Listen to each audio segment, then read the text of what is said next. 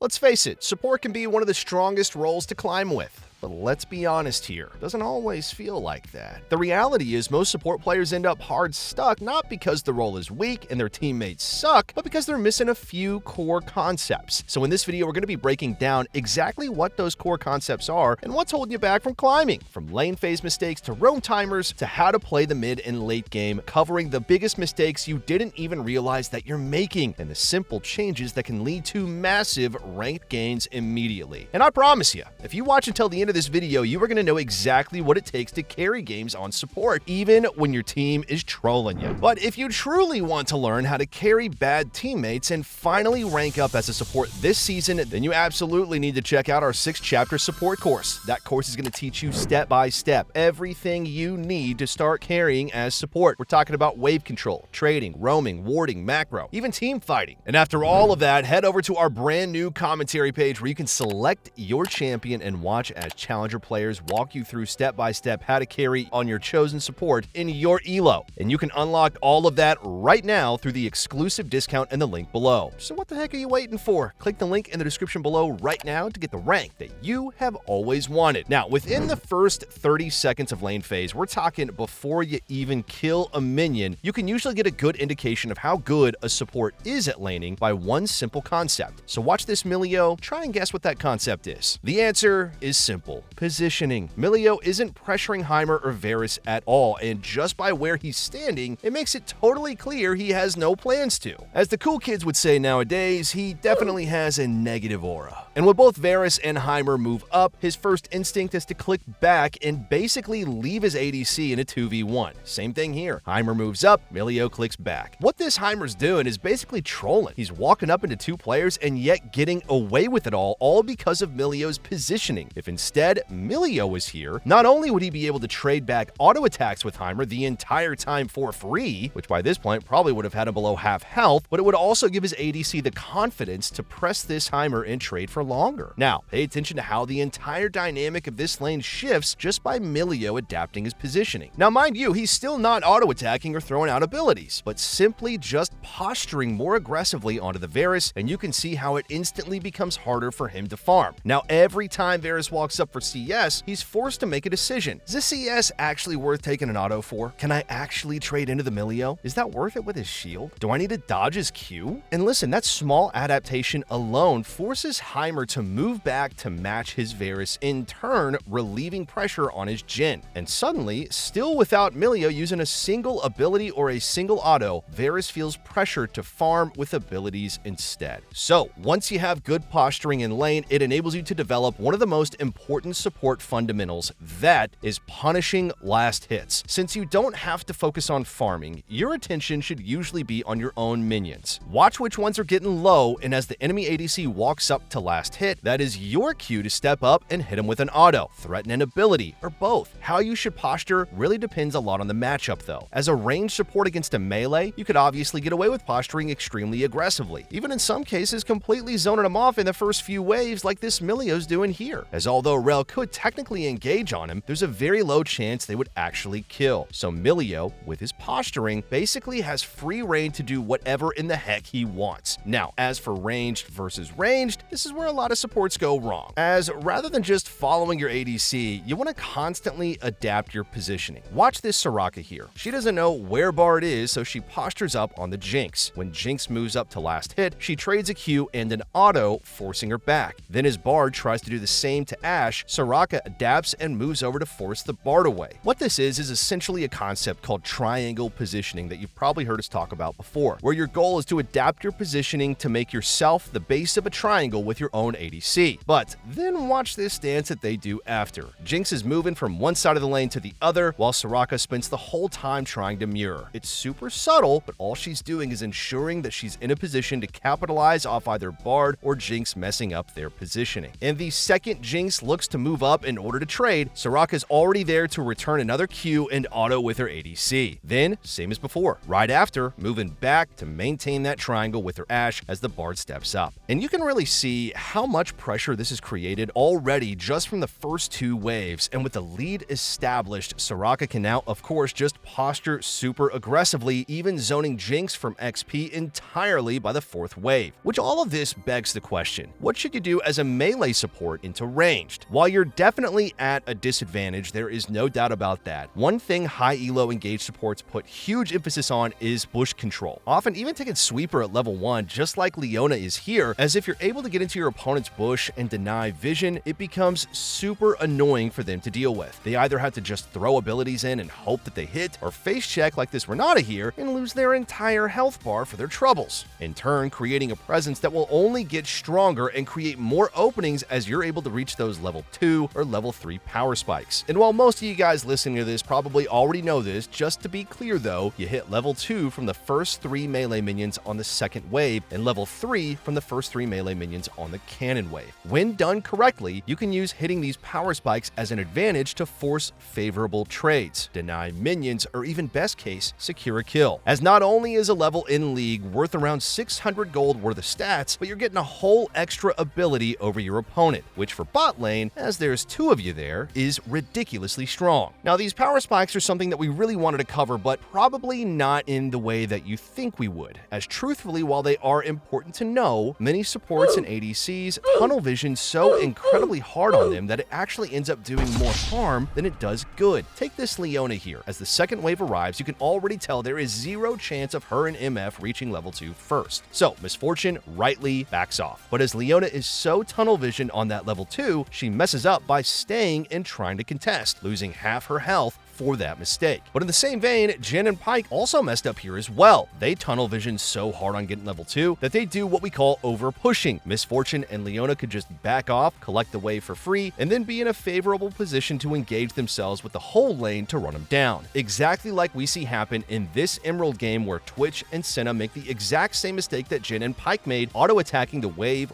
way too much. They clear the first wave entirely and then focus the first 3 minions down, hitting level 2 first. What do Ashe and Thresh do? They simply just back off, losing absolutely nothing, while Twitch and Senna gain absolutely no advantage. But now, as the wave is under their turret, once Ashe and Thresh hit level 2 themselves, they're exactly in the position they want to be and can run them down the lane. In both of those examples, it was completely obvious who would hit level 2 first, so neither side really gained anything from it. So compare all of that to this high elo game and notice how the first wave is still in the center of the lane as the 2nd arrives, meaning neither side has overpushed and it's not immediately clear who's going to hit level 2 first, which granted isn't necessarily something that as a support is fully your control, but it's definitely something you can still play around, as watch Thresh here compared to Gragas. As Gragas backs off, Thresh moves forward before the minions even die, enabling him to land a nice flash hook for a textbook level 2 kill. So with all of that in mind, there's 3 things that you should take away from this. First, memorize these level up timers and know they exist. That's simple. If your ADC is pushing for level 2, pay attention to if you should be helping them or not. Second, you really want to secure the push while still keeping your opponent interested. If you see your ADC has the push, use that to your advantage by posturing forward. And 3, you ideally want to either force a fight or trade before you hit level 2, as once you do, it's often going to be too late. And this is also where your support item comes into play here, as this is an item that all high-level supports use deliberately. While low elo players often don't give it much thought, usually just dumping charges whenever they're available or saving one for cannon for no real reason. If you're not familiar with how this works, there are 3 ways you can cash out your support item: by hitting turrets, damaging enemy champions with auto attacks or abilities, or executing minions with the item's passive. Regardless of which minion you execute, you'll always receive 15 gold, and then you'll gain either 22 gold for melee or 20 gold for ranged champions when you hit a champion or turret. But when used correctly and with intent, your support item can seriously be one of the most overpowered tools in lane, and for multiple reasons. One of those being for reaching those level 2 or level 3 power spikes. Remember, for melee supports, this is going to execute any minion below 50%, and by the 2nd wave, unless you've used one, you'll have 2 charges available, meaning exactly like we saw from this Leona from earlier, you can execute 1 or maybe even 2 minions from half health and surprise your opponents with a level 2 engage, or even saving 3 stacks for the first 3 melees on the cannon wave for that level 3 spike. Another is just helping your ADC pick up last hits that they would have otherwise missed. Maybe there's a melee minion they can't get as it crashes into turret. Maybe they're getting zoned and they don't have the health to walk up. Or maybe they're just late to lane compared to you. As remember, the execute effect has a radius of 1,050 units, which allows you to get your ADC minion gold from this far away. But where this item gains the most value is when it comes to wave management. Wave management can honestly be a tricky topic for support players. A lot of the time, it feels like it doesn't even really concern you, and, well, to be fair, in many cases, that is honestly true. You're often more of kind of a co-pilot, while the ADC is the one that's actually controlling the wave. But that doesn't mean you should ignore learning wave management entirely. There are still some key concepts that you have to understand, which can massively help you build advantages through lane and make smarter decisions about when to roam. Don't worry about any of that though, because we're really going to break all of this down and make it as simple as possible for you, just focusing only on the concepts that you actually need to know. The first and most important is a rebound. Basically, whenever a wave is pushed into a turret, if your opponent's wave comes in before it gets fully cleared, it's going to get stuck hitting it. Then that wave will begin to slow push or rebound back to you. Now, what this means for you is that if you were the team to crash the wave, you now have a roam timer, as while that wave begins to slow push back to your ADC, they're going to lose very few minions and can eventually collect it under turret, with you ideally getting back just before then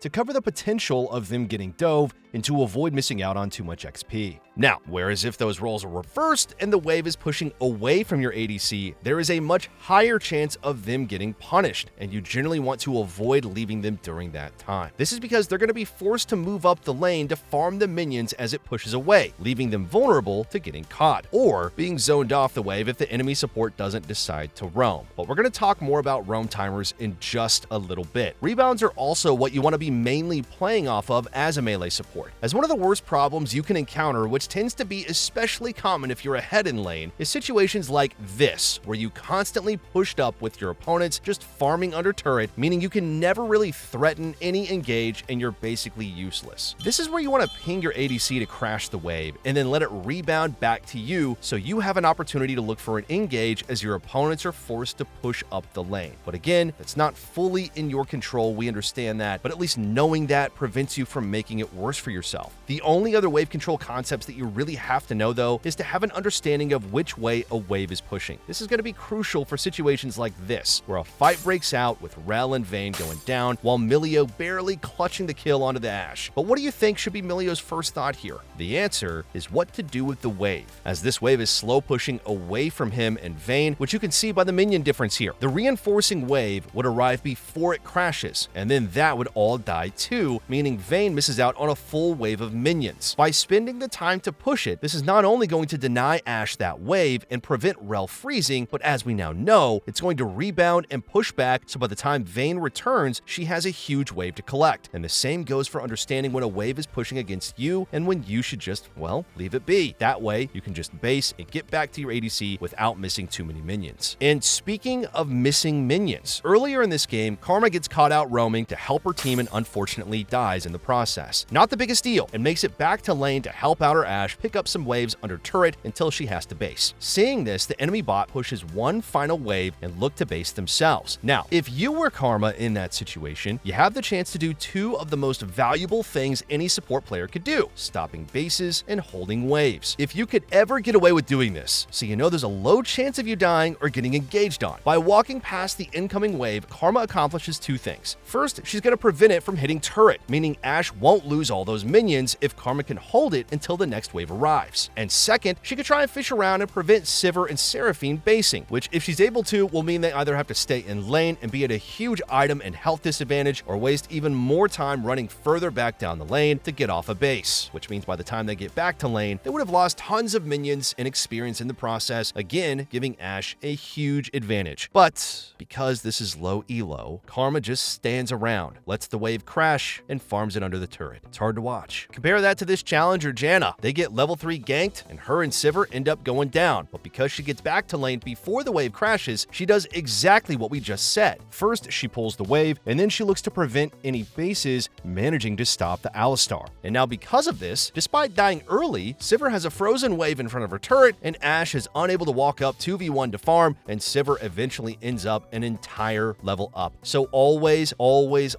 be on the lookout for either preventing bases or holding waves whenever you can. And to counter this, if possible, you should always be aiming to ensure your wave crashes fully, like this Janna here, where she just flat out kills the Milio trying to pull the wave for his Ezreal. That way it crashes, and as we know from earlier, will rebound back and create a roam timing. The easiest way to impact the map more as a support is to use your roam timings to path towards mid lane. By doing this, it's going to allow you to pivot to any area on the map based on what you see. So if there's a good opportunity for a gank top, you can go there. You could help your mid laner, helping him push, giving him some vision, whatever it is. You could even look to sync up with your jungler to invade or make a play. Or if nothing's happening, you could always just default back to bot lane. This is so effective, as just like this Milio here, because he pathed toward mid lane, he was able to sync up with his Syndra and Kha'Zix and completely turn around the play just by following this rule. Whereas this Milio defaulted to running straight down to bot lane, which caused him to miss a fight breaking out in his jungle. Because of this, he arrived late to the play, a fight he easily could have influenced and potentially turned in his team's favor. Now, as we know from earlier in the video, rebound roam timers typically end once the wave hits your turret. This is because that wave is going to push away from your ADC, meaning unless you're there, they have the chance of getting either zoned or killed as they push up the lane. So, like for this Mel here, she heads mid, and at this point, it should be clear that there's nothing really to do. Her mid and jungle are just farming, and the wave is already crashed bot. But instead of heading back for the rebound, she tries to force something mid, and now her Caitlyn has to push up the lane alone to farm and gets caught out. And we say typically because depending on the enemy team comp and the higher elo you climb, you may need to get there before that wave crashes, as one of the worst things that can happen is your ADC getting killed under turret trying to collect that wave. So if they have a comp with a lot of dive potential, something like an Alistar, Leona, Nautilus, or really any engaged support, you need to end your roams to cover that dive. Where for like this Janna here, she knows she can look to impact the map for a bit longer, as there's no real threat of a Milio and Ezreal diving her Kai'Sa. And really, that's going to be the basis of all your roam timers. Ask yourself the question, can your ADC farm if you leave? If the answer is yes, and there's something else you can do on the map, then go for it. Now, at this point, I know what you're thinking. Believe me, this all sounds good in theory, but whenever you roam, your ADC just dies. Well, here's the thing. You have to get out of that mindset as a support. Sure, it's going to happen, and that sucks, but not every ADC is going to die in a wave pushing into them. And if they do, well,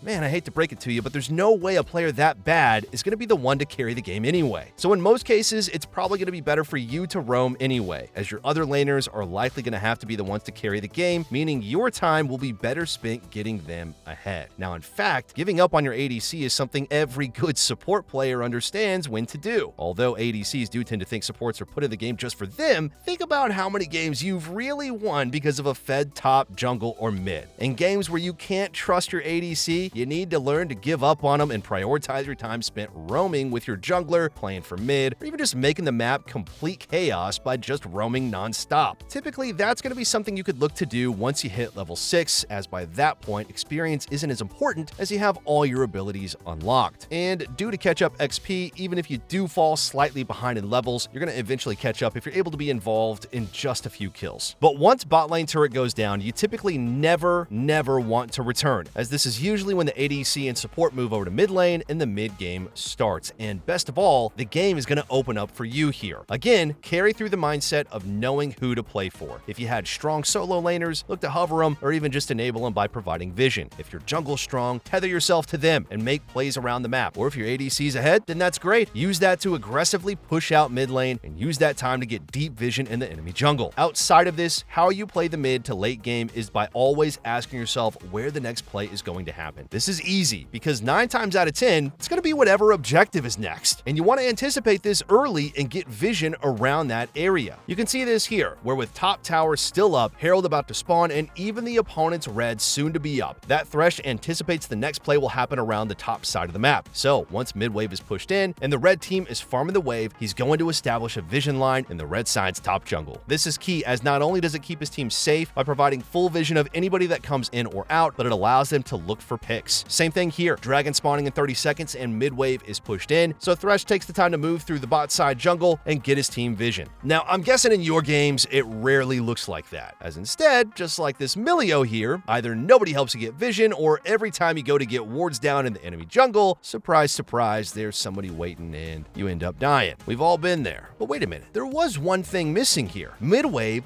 wasn't pushed out. In order for you to get deep vision safely, you need to be there to help your team aggressively push out mid-wave. This forces somebody to collect that wave, allowing you to then get deep vision. If you're behind and you can't get the mid push though, this is where things do get a little bit trickier, and instead of going for deep vision, you're defending your own jungle. This means your wards and vision lines should instead be either in your own jungle or around the objective itself. And now, if you want to learn about vision lines, defensive and offensive warding, how to ward safely, that kind of thing, we have literally got an entire course dedicated to exactly that. It even breaks down the best ward locations for both teams, along with when and why to use them. Basically everything you could possibly ever need to know about warding, you are going to learn in that course. But other than warding and macro, team fighting is the other big skill that you need to master in the mid to late game. Specifically, knowing your role. Where a lot of supports go wrong is assuming their job is always the same. They're going to pick champions like Alistar or Nautilus and think their only job is to dive in and start fights, or they're going to play enchanters like Lulu or Nami and only ever use their abilities defensively rather than as engage tools. But your role in a team fight should adapt depending on the game state and what your team actually needs from you. If the enemy has a fed assassin or a bruiser that's constantly diving your carries, charging forward for a flashy engage probably ain't going to be the play. In those situations, even if you're something like a Nautilus, rather than looking for an engage, you should be holding your abilities to peel and making sure you're the wall between your back line and their divers. Now, on the other hand, if your team has a massive advantage or a strong follow-up, looking for that game-winning engage might be exactly what's needed. The key is to read the situation, use your gut, and understand your team's win conditions. Great supports don't just press their buttons on cooldown. They identify their role in each and every fight, and they play accordingly, whether that means being the engage, the peel, sometimes even just the one providing vision and enabling their team to play. And if you are truly looking to learn how to carry bad teammates and finally climb as a support, then you need our 6-chapter support course at SkillCapped.com. It includes wave control, trading, roaming, macro, and even team fighting. After all of that too, head straight over to our brand new commentary page where you can select the literal champion that you play and even the matchup, and watch live commentaries from challenger experts showing you how to carry out of the exact rank that you are stuck in. And the best part is you can try all of this out risk-free, as if you don't climb at least 5 divisions while actively using our service, then you're going to get every penny back, no questions asked. And you can unlock all of it right now through this exclusive discount and the link below. What the heck are you waiting for? Click that link in the description below to get the rank that you have always wanted. But for now, thanks for watching, y'all. We have spent a lot of time making this video, and we really hope you enjoyed it, and we will catch you in the next one.